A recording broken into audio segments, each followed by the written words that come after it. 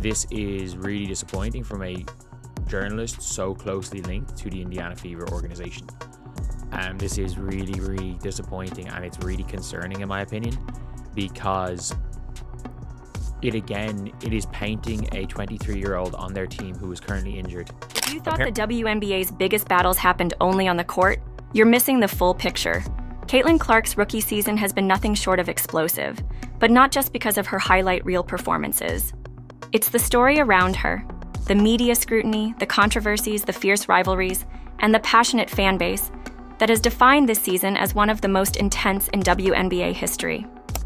If you call a spade, you'll get labeled all types of names. Imagine Scott Agnes criticizing South Carolina and Asia Wilson fans for going after Caitlin Clark during her rookie season. Imagine the backlash. The spark that set social media ablaze recently came from an Indiana Fever reporter who labeled Clark's fans as the dark side of the fandom.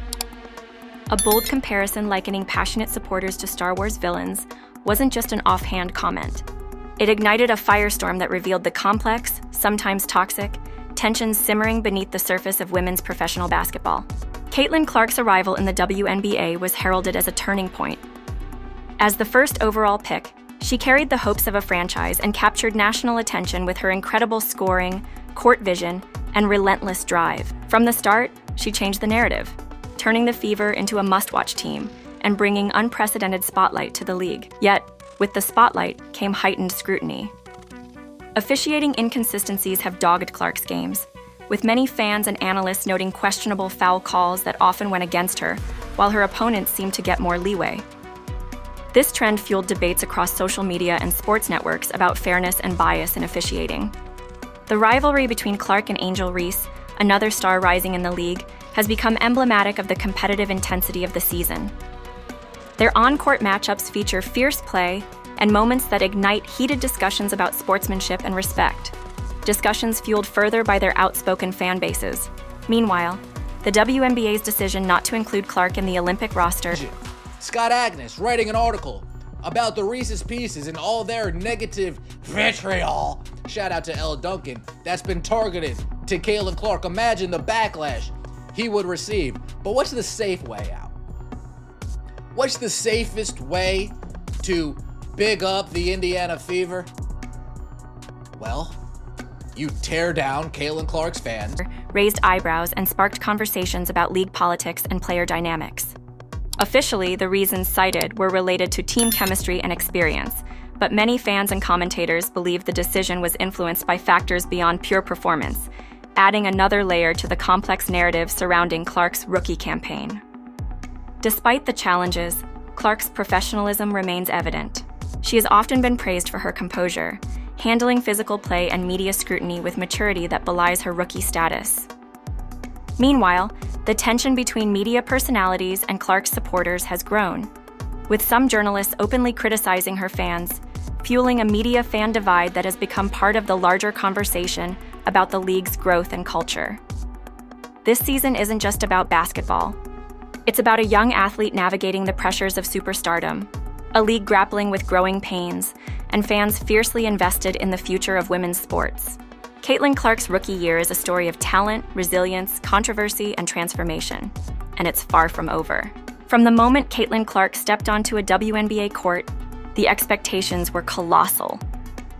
Hailed as one of the most electrifying prospects in women's basketball history, Clark was seen as a franchise savior for the Indiana Fever.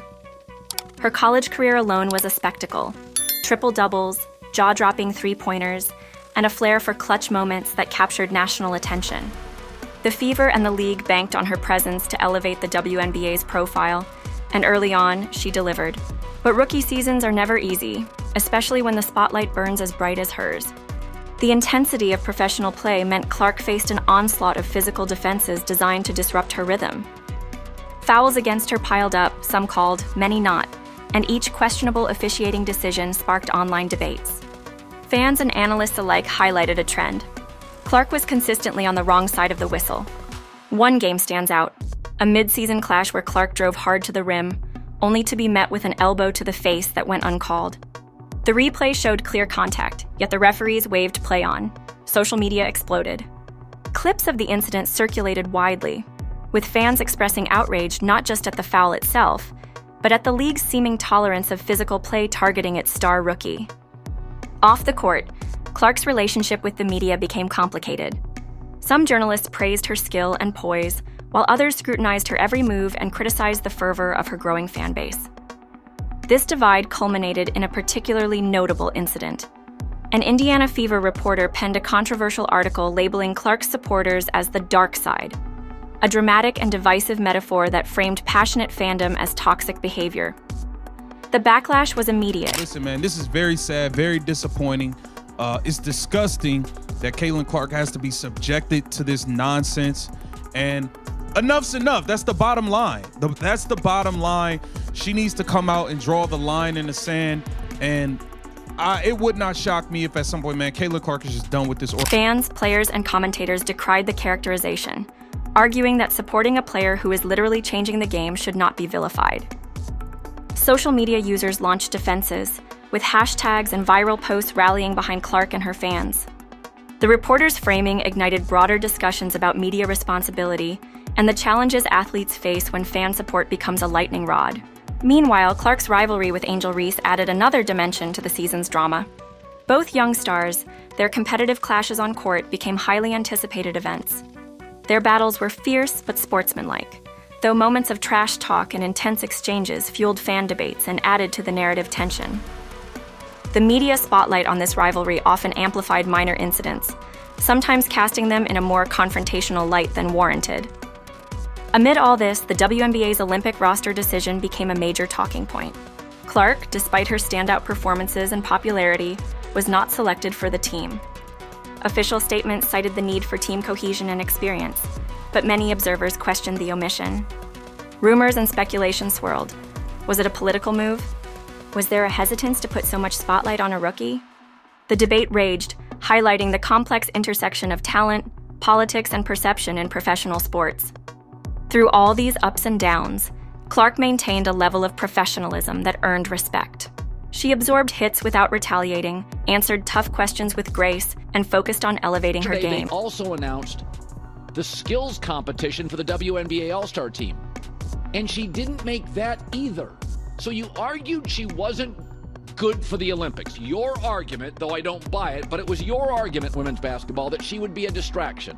So isn't the perfect place to put her in the skills competition? Her determination to succeed despite adversity became a rallying point for fans who saw her not just as a player, but as a symbol of resilience and progress in women's sports. Welcome to the Twisted Sports. The broader WNBA context also played a role in this narrative. The league, striving for growth and mainstream relevance, faced its own challenges, from inconsistent officiating standards to managing player and fan relations in the digital age. Clark's emergence as a star highlighted both the potential and the growing pains of the league. As attention intensified, so did the scrutiny of players, officials, media, and fans alike. This season isn't just a rookie campaign. It's a cultural moment. Caitlin Clark's journey encapsulates the promise and the struggle of a league in transition, a player pushing boundaries, and a fandom that refuses to be sidelined. Keep getting fouled so and as the violently? games continue and the Great season question. unfolds, Because she's one good. thing is clear. Too good. This The story kind of is good far that from turns over. defensive plays into If you episodes thought the of Real battles on the Housewives. court were intense, Elbow edition. wait You'd until think you the hear other about teams what's would just happening practice off it. harder. But no, Caitlin Clark's rookie violence is season hasn't faster just been a and showcase of apparently dazzling more fun to skills and officiate. record-breaking And by officiate, performances. I mean It's ignore become a completely crucible of while sipping scrutiny, Gatorade or controversy, flying brutal. and You heated think she rivalries that accidentally signed extend up for far a beyond the Hunger Games hardwood. reboot. Forget finesse, The way the forget league, three-point media, and artistry. fans No, interact the around real her action is reveals happening deep every currents time she beneath the tries to get surface past of women's half court professional without being basketball. mugged like she's carrying From the last opening roll tip of her toilet rookie paper year, during a pandemic. Clark's Nasty. If y'all don't know who Scott Agnes is, he's a guy that's he's very close to the team. He gets a lot of access. He's in the practices. He's interviewing the players at practice. He's interviewing the players pre-game, post-game. He is very close with the team and has a lot of access to the players and the team. CC gets Presence brought a clotheslined seismic and the shift. officials too busy watching The the Fever's Jumbotron fortunes replay seemed to of his pivot own failure. instantly.